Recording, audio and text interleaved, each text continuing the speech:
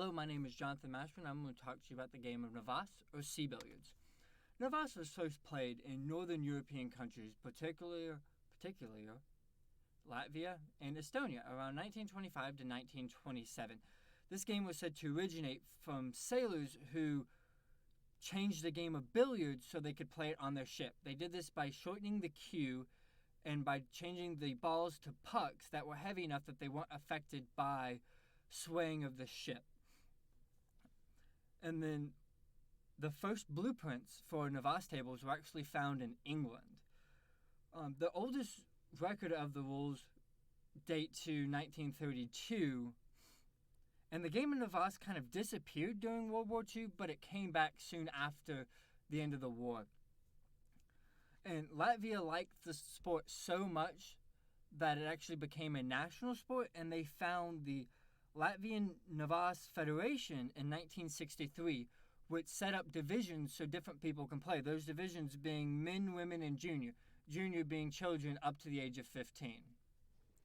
There are many countries that actually have some sort of Novuss teams, and those are Russia, Canada, Israel, Ukraine, Australia, England, Germany, and the US.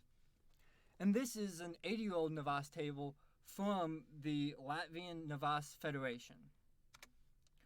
So we're going to talk about the board and equipment. So the board is pretty simple. It's a 40-inch square board with four holes in the corners. And then you've got some sort of legs to kind of hold the table up, and then you need some pucks or discs. And you need 16 red and 16 black. So that way you can have up to 4 people playing because you need 8 per person. And then you need 2 strikers, one being red, one being black, and you need 2 cue sticks.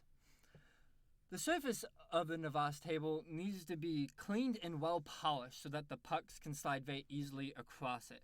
And during official Novuss tournaments, the table actually has to be cleaned with boric acid. That is just something they have set up in the rules, which I thought was pretty interesting. Now, how to play Novuss. Novuss is actually pretty simple. You set your 4 pucks up like this in the edge zone, up along the backboard, 4 on each side of that middle dividing line, center line. And what you do is you strike from the opposite side of the table. As you can see, the black puck is here, and he'd be striking across the table at his black pucks. In order to make a strike, your puck must be within the blind area and not in contact with any other pucks before you make a strike. And you can do either a direct strike or a ricochet strike. A direct strike is you make direct contacts with the puck, or a ricochet strike is you ricochet off the wall or another puck before contacting the puck you need to do. You can direct strike anything that is not within your blind area. So player B would be striking. Player B's blind area is the opposite side of where his pucks are. So hopefully his pucks wouldn't end up there. But if they do, he would have to ricochet his puck off of something before he could contact those pucks. Otherwise, he would accrue a penalty.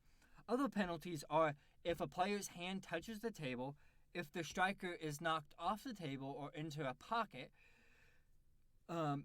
if the striker is struck by the cue but does not actually strike anything or any other pucks, if you strike anything in the blind zone directly, or a disc or puck comes off the table.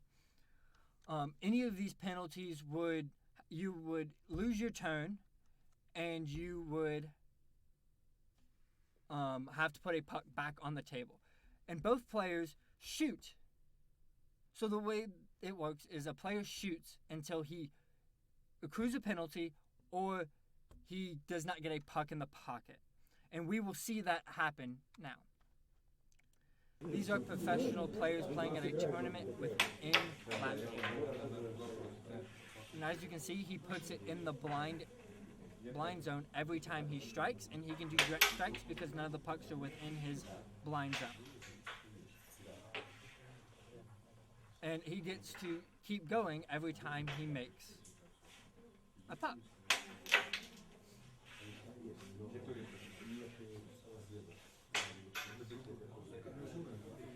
And we will watch him clear the table. And that will be the end of pounds.